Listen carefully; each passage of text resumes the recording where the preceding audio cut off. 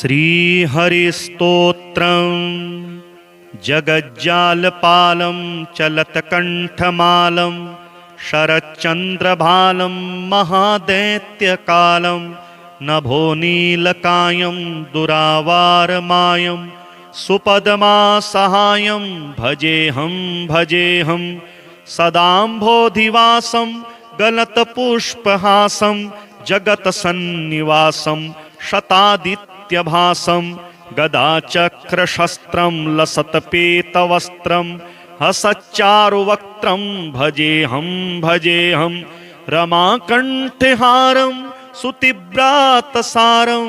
जलान्तरविहारं धराभारहारं चिदानन्दरूपं मनोज्ञस्वरूपं धृतानेकरूपं भजेऽहं जराजन्महीनं परानन्दपीनं समाधानलीनं सदैवानवीनं जगज्जन्महेतुं सुरानीककेतुं त्रिलोकैकसेतुं भजेऽहं कृताम्नायगानं खगाधीशयानं विमुक्तेर्निदानं हरारातिमानं स्वभक्तानुकूलं जगद्वृक्षमूलं निरस्तार्थशूलं भजेऽहं समस्तामरेशं विरेफाभकेशं जगद्बिम्बलेशं हृदाकाशदेशं सदा दिव्यदेहं विमुक्ताखिलेहं सुवैकुण्ठगेहं भजेऽहं सुरालीबलिष्ठं त्रिलोकीवरिष्ठं गुरूणां गरिष्ठं स्वरूपैकनिष्ठं सदा योद्धधीरं महावीरवीरं महाम्भोधितीरं भजेऽहं रमावामभागं तलानग्रनागं कृताधीनयागं गतारागरागं मुनीन्द्रैः सुगीतं सुरैः सम्परीतं गुणोधैरतीतं भजेऽहं इदं यस्तु नित्यं समाधाय चित्तं पठेदष्टकं कण्ठहारं मुरारेः सविष्णोर्विशोकं ध्रुवं याति लोकं जराजन्मशोकं पुनर्विन्दते नो जगज्जालपालं चलत्कण्ठमालं शरच्चन्द्रभालं महादैत्यकालं नभोनीलकायं दुरावारमायं सुपदमासहायं भजेऽहं सदाम्भोधिवासं गलत्पुष्पहासं जगत्सन्निवासं शतादित्यभासं गदाचक्रशस्त्रं लसत्पीतवस्त्रं हसच्चारुवक्त्रं भजेऽहं रमाकण्ठहारं सुतीव्रातसारं जलान्तरविहारं धराभारहारं चिदानन्दरूपं मनोज्ञस्वरूपं धृतानेकरूपं भजेऽहं जराजन्महीनं परानन्दपीनं समाधानलीनं सदैवानवीनं जगज्जन्महेतुं सुरानीककेतुं त्रिलोकैकसेतुं भजेऽहं कृताम्नायगानं खगाधीशयानं विमुक्तेर्निदानं हरारातिमानं स्वभक्तानुकूलं जगद्वृक्षमूलं निरस्तार्थशूलं भजेऽहं समस्तामरेशं विरेफाभकेशं जगद्बिम्बलेशं हृदाकाशदेशं सदा दिव्यदेहं विमुक्ताखिलेहं सुवैकुण्ठगेहं भजेऽहं सुरालीबलिष्ठं त्रिलोकीवरिष्ठं गुरूणां गरिष्ठं स्वरूपैकनिष्ठं सदा योद्धधीरं महावीरवीरं महाम्भोधितीरं भजेऽहं भजेऽहं रमावामभागं तलानग्रनागं कृताधीनयागं गतारागरागं मुनीन्द्रैः सुगीतं सुरैः सम्परीतं गुणोधैरतीतं भजेऽहं भजेऽहम् इदं यस्तु नित्यं समाधाय चित्तं पठेदष्टकं कण्ठहारं मुरारेः स विष्णोर्विशोकं ध्रुवं याति लोकं जराजन्मशोकं पुनर्विन्दते नो जगज्जालपालं चलत्कण्ठमालं शरच्चन्द्रभालं महादैत्यकालं नभो नीलकायं दुरावारमायं सुपदमासहायं भजेऽहं भजेऽहं सदाम्भोधिवासं गलतपुष्पहासं जगत्सन्निवासं शतादित्यभासं गदाचक्रशस्त्रं लसत्पेतवस्त्रं हसच्चारुवक्त्रं भजेऽहं भजेऽहं रमाकण्ठहारं सुतीव्रातसारं जलान्तरविहारं धराभारहारं चिदानन्दरूपं मनोज्ञस्वरूपं धृतानेकरूपं भजेऽहं भजेऽहं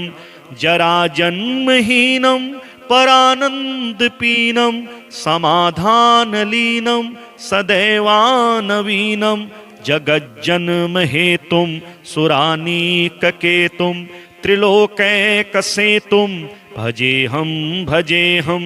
कृताम्नायगानं खगाधीशयानं विमुक्तेर्निदानं हरारातिमानं स्वभक्तानुकूलं जगद्वृक्षमूलं निरस्तार्थशूलं भजेऽहं भजेऽहं समस्तामरेशं द्विरेफाभकेशं जगद्बिम्बलेशं हृदाकाशदेशं सदा दिव्यदेहं विमुक्ताखिलेहं सुवैकुण्ठगेहं भजेऽहं भजेऽहं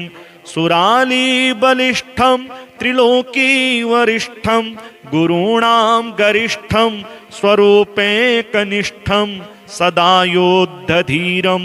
महावीरवीरं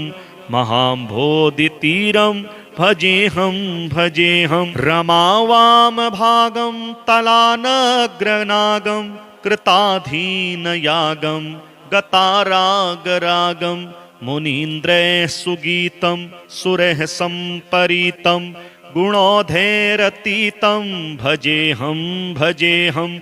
इदं यस्तु नित्यं समाधाय चित्तं पठेदष्टकं कण्ठहारं मुरारेः स विष्णोर्विशोकं ध्रुवं याति लोकं जराजन्मशोकं पुनर्विन्दते नो जगज्जालपालं चलत्कण्ठमालं शरच्चन्द्रभालं महादैत्यकालं नभो नीलकायं दुरावारमायं सुपदमासहायं भजेऽहं भजेऽहं सदाम्भोधिवासं गलतपुष्पहासं जगत्सन्निवासं शतादित्यभासं गदाचक्रशस्त्रं लसत्पेतवस्त्रं हसच्चारुवक्त्रं भजेऽहं भजेऽहं रमाकण्ठहारं सुतीव्रातसारं जलान्तरविहारं धराभारहारं चिदानन्दरूपं मनोज्ञस्वरूपं धृतानेकरूपं भजेऽहं भजेऽहं जराजन्महीनं परानन्दपीनं समाधानलीनं सदैवानवीनं जगज्जन्महेतुं सुरानीककेतुं त्रिलोकैकसेतुं भजेऽहं भजेऽहं कृताम्नायगानं खगाधीशयानं विमुक्तेर्निदानं हरारातिमानं स्वभक्तानुकूलं जगद्वृक्षमूलं निरस्तार्थशूलं भजेऽहं भजेऽहं समस्तामरेशं द्विरेफाभकेशं जगद्बिम्बलेशं हृदाकाशदेशं सदा दिव्यदेहं विमुक्ताखिलेहं सुवैकुण्ठगेहं भजेहं भजेहं सुरालीबलिष्ठं त्रिलोकीवरिष्ठं गुरूणां गरिष्ठं स्वरूपैकनिष्ठं सदा योद्धधीरं महावीरवीरं महाम्भोधितीरं भजेहं भजेहं रमावामभागं तलानग्रनागं कृताधीनयागं गतारागरागं मुनीन्द्रैः सुगीतं सुरैः सम्परीतं गुणोधैरतीतं भजेहं भजेहं इदं यस्तु नित्यं समाधाय चित्तं पठेदष्टकं कण्ठहारं मुरारेः स विष्णोर्विशोकं ध्रुवं याति लोकं जराजन्मशोकं पुनर्विन्दते नो जगज्जालपालं चलत्कण्ठमालं शरच्चन्द्रभालं महादैत्यकालं नभोनीलकायं दुरावारमायं सुपदमासहायं भजेहं भजेहं सदाम्भोधिवासं गलतपुष्पहासं जगत्सन्निवासं शतादित्यभासं गदाचक्रशस्त्रं लसत्पीतवस्त्रं हसच्चारुवक्त्रं भजेहं भजेहं रमाकण्ठहारं सुतीव्रातसारं जलान्तरविहारं धराभारहारं चिदानन्दरूपं मनोज्ञस्वरूपं धृतानेकरूपं भजेहं भजेहं जराजन्महीनं परानन्दपीनं समाधानलीनं सदैवानवीनं जगज्जन्महेतुं सुरानीककेतुं त्रिलोकैकसेतुं भजेहं भजेहं कृताम्नायगानं खगाधीशयानं विमुक्तेर्निदानं हरारातिमानं स्वभक्तानुकूलं जगद्वृक्षमूलं निरस्तार्थशूलं भजेहं भजेहं समस्तामरेशं द्विरेफाभकेशं जगद्बिम्बलेशं हृदाकाशदेशं सदा दिव्यदेहं विमुक्ताखिलेहं सुवैकुण्ठगेहं भजेहं भजेहं सुरालीबलिष्ठं त्रिलोकीवरिष्ठं गुरूणां गरिष्ठं स्वरूपैकनिष्ठं सदा योद्धधीरं महावीरवीरं महाम्भोधितीरं भजेहं भजेहं रमावामभागं तलानग्रनागं कृताधीनयागं गतारागरागं मुनीन्द्रैः सुगीतं सुरैः सम्परीतं गुणोधैरतीतं भजेहं भजेहं इदं यस्तु नित्यं समाधाय चित्तं पठेदष्टकं कण्ठहारं मुरारेः स विष्णोर्विशोकं ध्रुवं याति लोकं जराजन्मशोकं पुनर्विन्दते नो जगज्जालपालं चलत्कण्ठमालं शरच्चन्द्रभालं महादैत्यकालं नभोनीलकायं दुरावारमायं सुपदमासहायं भजेहं भजेहं सदाम्भोधिवासं गलतपुष्पहासं जगत्सन्निवासं शतादित्यभासं गदाचक्रशस्त्रं लसत्पीतवस्त्रं हसच्चारुवक्त्रं भजेहं भजेहं रमाकण्ठहारं सुतीव्रातसारं जलान्तरविहारं धराभारहारं चिदानन्दरूपं मनोज्ञस्वरूपं धृतानेकरूपं भजेहं भजेहं जराजन्महीनं परानन्दपीनं समाधानलीनं सदैवानवीनं जगज्जन्महेतुं सुरानीककेतुं त्रिलोकैकसेतुं भजेऽहं भजेऽहं कृताम्नाय गानं खगाधीशयानं विमुक्तेर्निदानं हरारातिमानं स्वभक्तानुकूलं जगद्वृक्षमूलं निरस्तार्थशूलं भजेऽहं भजेऽहं समस्तामरेशं द्विरेफाभकेशं जगद्बिम्बलेशं हृदाकाशदेशं सदा दिव्यदेहं विमुक्ताखिलेहं सुवैकुण्ठगेहं भजेऽहं भजेऽहं सुरालीबलिष्ठं त्रिलोकीवरिष्ठं गुरूणां गरिष्ठं स्वरूपैकनिष्ठं सदा योद्धधीरं महावीरवीरं महाम्भोधितीरं भजेऽहं भजेऽहं रमावामभागं तलानग्रनागं कृताधीनयागं गतारागरागं मुनीन्द्रैः सुगीतं सुरैः सम्परीतं गुणोधैरतीतं भजेऽहं भजेऽहं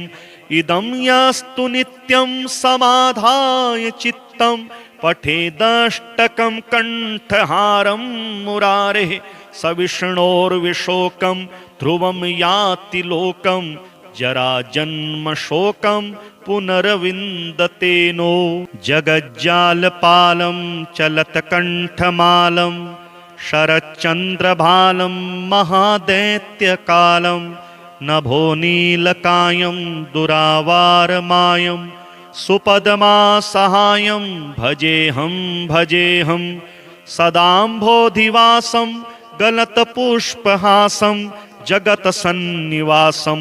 शतादित्यभासं गदाचक्रशस्त्रं लसत्पीतवस्त्रं हसच्चारुवक्त्रं भजेऽहं भजेऽहं रमाकण्ठहारं सुतीव्रातसारं जलान्तरविहारं धराभारहारं चिदानन्दरूपं मनोज्ञस्वरूपं धृतानेकरूपं भजेऽहं भजेऽहं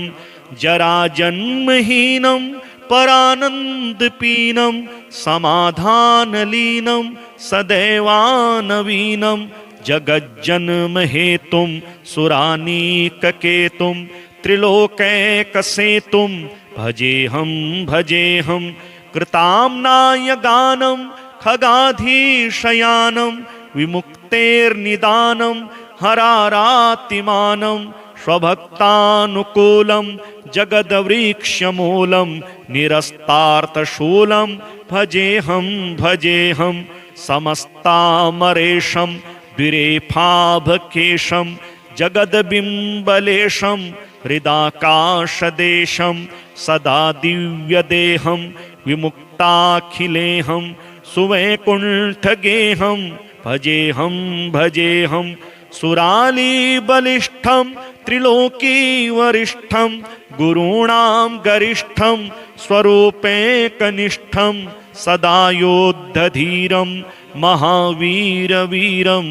महाम्भोधितीरं भजेऽहं भजेऽहं रमावामभागं तलानग्रनागं कृताधीनयागं गतारागरागं मुनीन्द्रैः सुगीतं सुरैः सम्परीतं गुणोधैरतीतं भजेऽहं भजेऽहं इदं यस्तु नित्यं समाधाय चित्तं पठेदष्टकं कण्ठहारं मुरारेः सविष्णोर्विशोकं ध्रुवं याति लोकं जराजन्मशोकं पुनर्विन्दते नो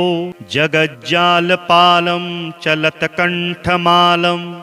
शरच्चन्द्रभालं महादैत्यकालं नभोनीलकायं दुरावारमायं सुपदमासहायं भजेऽहं भजेऽहं सदाम्भोधिवासं गलतपुष्पहासं जगत्सन्निवासं शतादित्यभासं गदाचक्रशस्त्रं लसत्पीतवस्त्रं हसच्चारुवक्त्रं भजेऽहं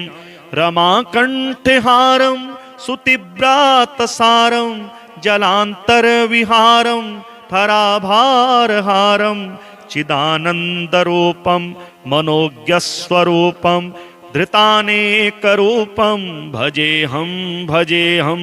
जराजन्महीनं परानन्दपीनं समाधानलीनं सदैवानवीनं जगज्जन्महेतुं सुरानीककेतुं त्रिलोकैकसेतुं भजेऽहं कृताम्नायगानं खगाधीशयानं विमुक्तेर्निदानं हरारातिमानं स्वभक्तानुकूलं जगद्वृक्षमूलं निरस्तार्थशूलं भजेऽहं समस्तामरेशं द्विरेफाभकेशं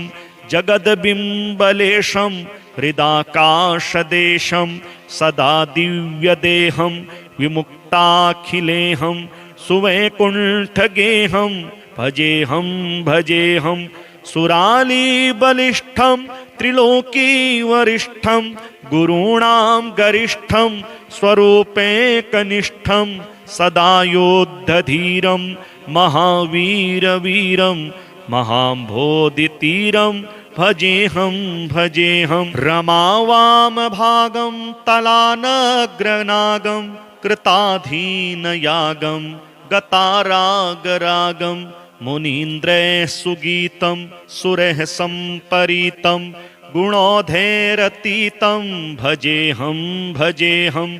इदं यस्तु नित्यं समाधाय चित्तं पठेदष्टकं कण्ठहारं मुरारेः सविष्णोर्विशोकं ध्रुवं याति लोकं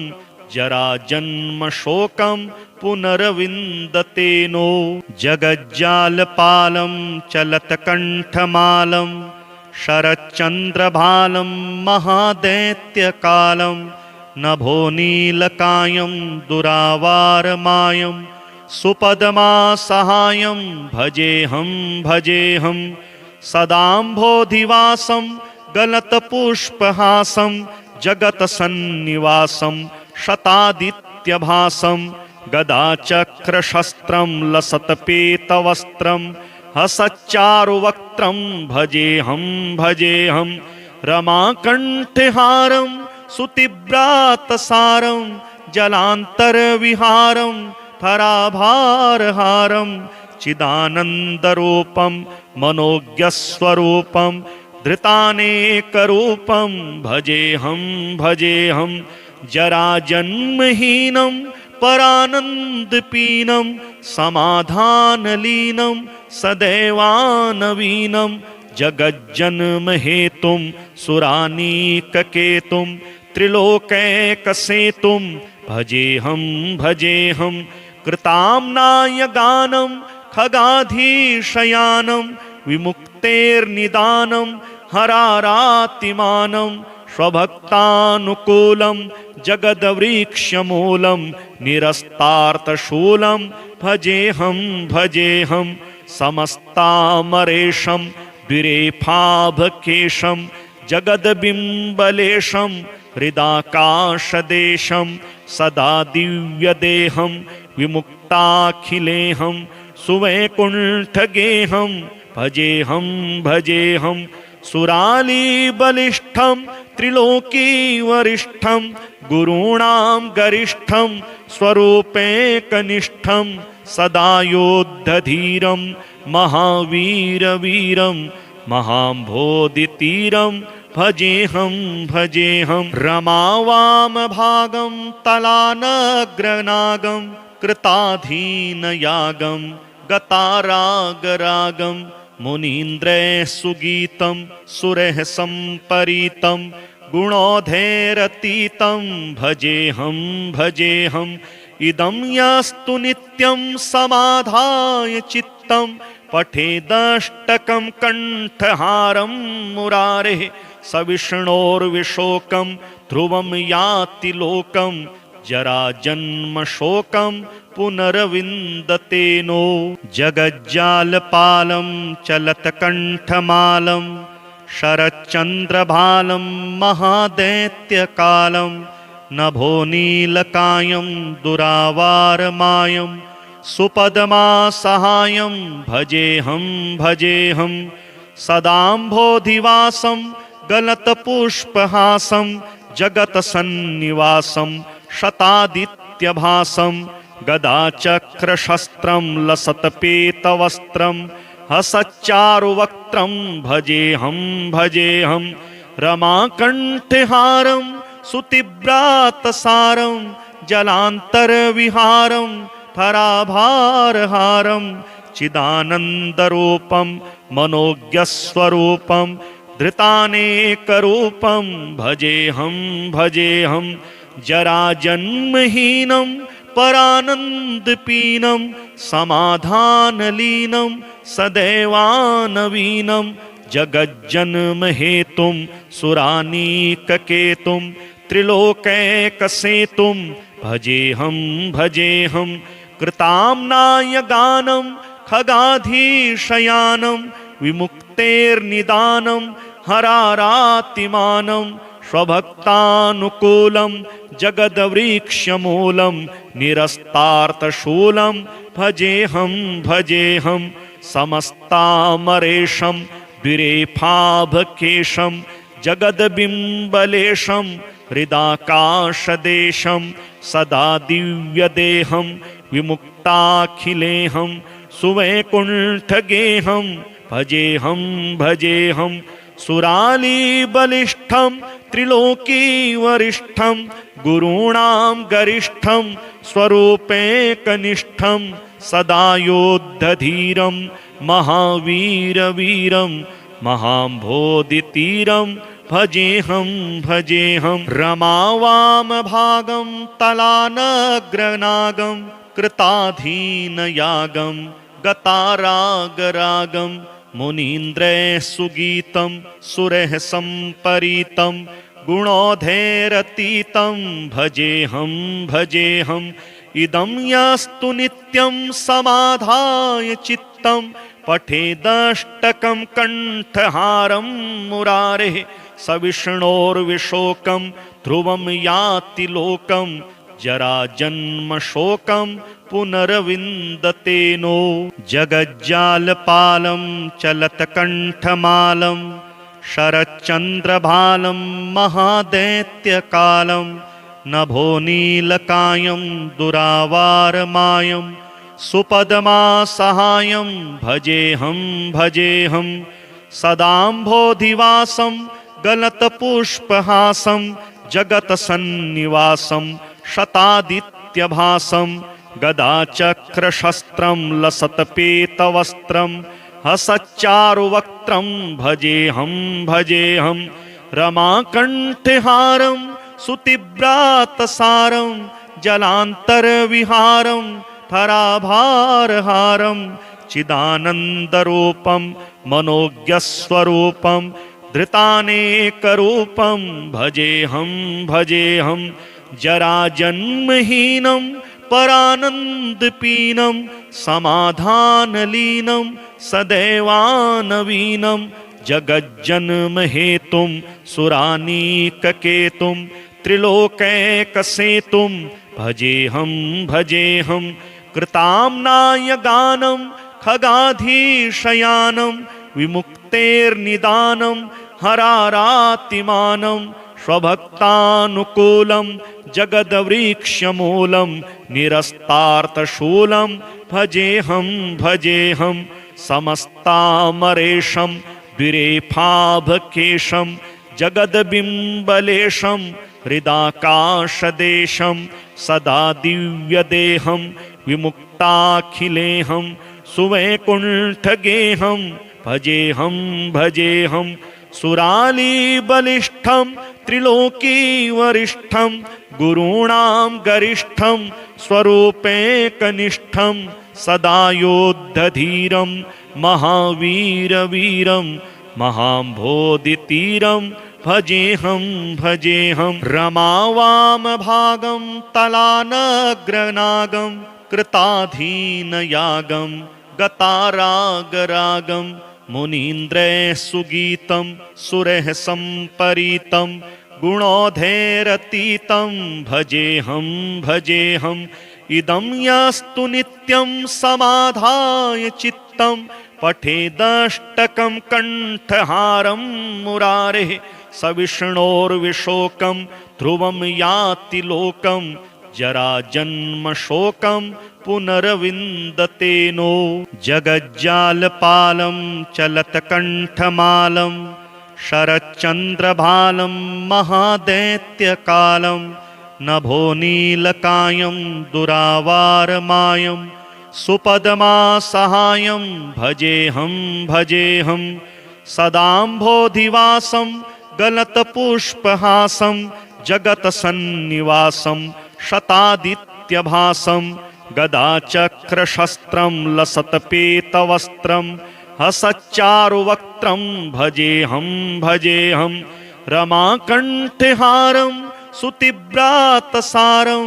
जलान्तरविहारं धराभारहारं चिदानन्दरूपं मनोज्ञस्वरूपं धृतानेकरूपं भजेऽहं जराजन्महीनं परानन्दपीनं समाधानलीनं सदैवानवीनं जगज्जन्महेतुं सुरानीककेतुं त्रिलोकैकसेतुं भजेऽहं कृताम्नाय गानं खगाधीशयानं विमुक्तेर्निदानं हरारातिमानं स्वभक्तानुकूलं जगद्वृक्षमूलं निरस्तार्थशूलं भजेऽहं समस्तामरेशं द्विरेफाभकेशं जगद्बिम्बलेशं हृदाकाशदेशं सदा दिव्यदेहं विमुक्ताखिलेहं सुवैकुण्ठगेहं भजेऽहं सुरालीबलिष्ठं त्रिलोकीवरिष्ठं गुरूणां गरिष्ठं स्वरूपैकनिष्ठं सदा योद्धधीरं महावीरवीरं महाम्भोधितीरं भजेऽहं रमावामभागं तलानग्रनागं कृताधीनयागं गतारागरागं मुनीन्द्रैः सुगीतं सुरैः सम्परीतं गुणोधैरतीतं भजेऽहं इदं यस्तु नित्यं समाधाय चित्तं पठेदष्टकं कण्ठहारं मुरारेः स विष्णोर्विशोकं ध्रुवं याति लोकं जराजन्मशोकं पुनर्विन्दते नो।